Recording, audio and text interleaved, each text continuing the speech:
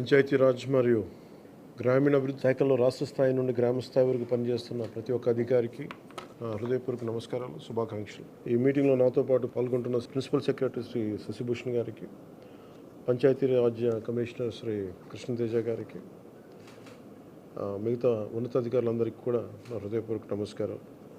ఇందాక రివ్యూ చూస్తూ ఉంటే 2014 నుంచి 2019 వరకు మన మన్రేగా ఎట్లా జరిగిన వర్క్స్ 19 నుంచి 24 వరకు జరిగితే చాలా వెనుకబడి ఉన్నాం.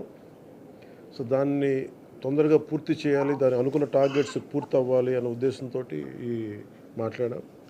ఒకే రోజు ఈ గ్రామసభ తీర్మానాలు చేయాలి అనేది చాలామంది కోరికది. పంచాయతీరాజ్ వ్యవస్థలో గ్రామ పంచాయతీల నుండి జిల్లా పరిషత్ వరకు పటిష్టంగా ఉన్నప్పుడే నిజంగా మనం అనుకున్న అభివృద్ధి ముందుకు తీసుకెళ్ళగలుగుతాం.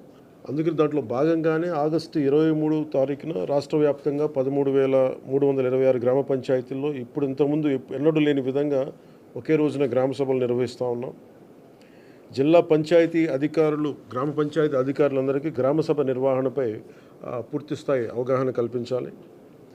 గ్రామసభ సమాచారాన్ని కనీసం 2 రోజుల ముందుగా టామ్ ద్వారా తెలియజేయాలి. ఈ గ్రామ సభలు అర్థవంతంగా నిర్వహించాలంటే గ్రామస్తులు, ప్రజాప్రతినిధులు, అధికారులు అది మనస్ఫూర్తిగా పాల్గొంచుకోవాలని కోరుకుంటా ఉన్నాం.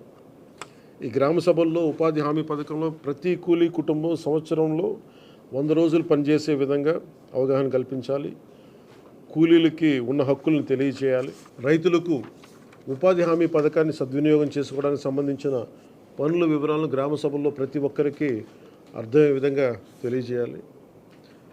దాంట్లో ముఖ్య కీలకమైనవి మనకి దాదాపు 44 నుంచి 46 దాకా పనులు నిర్దేశింపబడ్డాయి. మీరు కొంచెం వివరంగా చూసి ఆ గ్రామాల్లో ఆ ప్రయారిటీని బట్టి ముందుకు తీసుకెళ్లవలసిందిగా కోరుకుంటా ఉన్నాం. అదేవిధంగా 24-25 ఆర్థిక సంవత్సరంలో ఉపాధి హామీ పథకంలో చేపట్టవలసిన పనుల వివరాలను గ్రామసభలో చర్చించి గ్రామసభ ఆమోదం తీసుకోవాలి.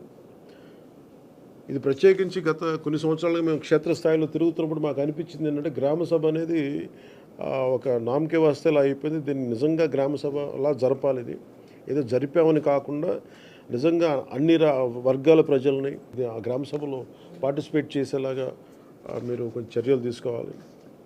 ఉపాధి హామీ పథకంలో చేపట్టే పనులు పేద కూలీలకి, రైతులకి, గ్రామానికి ఉపయోగపడే ఉత్పాదకత పెంపొందించే ఆస్తులను నిర్దేశించిన నాణ్యత ప్రమాణాల ప్రకారం పూర్తి చేయాలి. ఉపాధి హామీ పథకంలో చేపట్టే పనుల నాణ్యత విషయంలో ఎలాంటి రాజీ లేకుండా పూర్తి స్థాయి నిబద్ధతతో ప్రతి ఒక్కరు పనిచేయాలని నేను మనస్ఫూర్తిగా కోరుకుంటా ఉన్నాను. గత 2 నెలలుగా రివ్యూలు చేస్తున్న పనుల్లో కొన్ని క్షేత్రస్థాయి పర్యటనలో నా దృష్టిలోకి వచ్చినవి కూడా మీకు తెలియజేస్తాను. అలసత్వం వహించిన వారిపై ఎలాంటి మొహమాటం లేకుండా క్రమశిక్షణ చర్యలు తీసుకుంటాం. మండల స్థాయిలో పథకం అమల్లో పూర్తి బాధ్యత వహించవలసిన ఎంపీడీఓలు ఇక మీద మన రిక్వెస్ట్, ఎంపీడీఓలు పూర్తి బాధ్యతతో వ్యవహరించాలని నేను కోరుకుంటా ఉన్నాను. అంటే ఇన్ని వేల కోట్లు ఒక కీలకమైన బడ్జెట్ ఇది. ఇన్ని వేల కోట్లు ప్రజలకు చేరకుండా ఇబ్బంది అవుతూ ఉంది. దయచేసి మీరు కొంచెం దృష్టి పెట్టండి. ఇది ప్రజలకు ఏమాత్రం ఇబ్బందిగా ఉంటే ఆ పరిస్థితులను సహించం. దానికి సంబంధించిన ఎలాంటి వ్యక్తులైనా సరే ప్రతి ఒక్క అధికారిపై గ్రామ స్థాయి నుండి జిల్లా స్థాయి వరకు అది క్రమశిక్షణ చర్యల కింద వస్తాయి. ఈ ప్రభుత్వం చాలా కమిటెడ్గా ప్రజలకి చెయ్యాలి అన్న చాలా బలమైన ఆకాంక్షతో ఉన్నాం. ఏ స్థాయిలో అవినీతి జరిగినా కానీ దాన్ని నిలువరిస్తాం. అవినీతిని ఏ స్థాయిలో కూడా దాన్ని వదలం. ఎఫ్ఏ స్థాయి నుండి పీడీ, డ్వామా వరకు, సోషల్ ఆడిట్ గ్రామస్థాయి ఆడిటర్ నుండి రాష్ట్ర స్థాయి డైరెక్టర్ వరకు అందరూ కూడా one will be accountable for this. దయచేసి అవినీతికి తావు లేకుండా భవిష్యత్తులో అందరం ఈ కైండ్ ఆఫ్ డిసిప్లినరీ మెషర్స్కి ముందుకెళ్లకుండా మీరు పార్టిసిపేట్ చేయాలని కోరుకుంటా ఉన్నాను. అంతేకాదు బాధ్యతాయుతంగా సమర్థవంతంగా పనిచేసే అధికారులకు కూడా సిబ్బందిని గుర్తించి వారిని ప్రోత్సహిస్తాం. ఇకపైన ఉపాధి హామీ పథకాన్ని సమర్థవంతంగా అమలు చేయడానికి మనందరం కలిసి పనిచేద్దాం.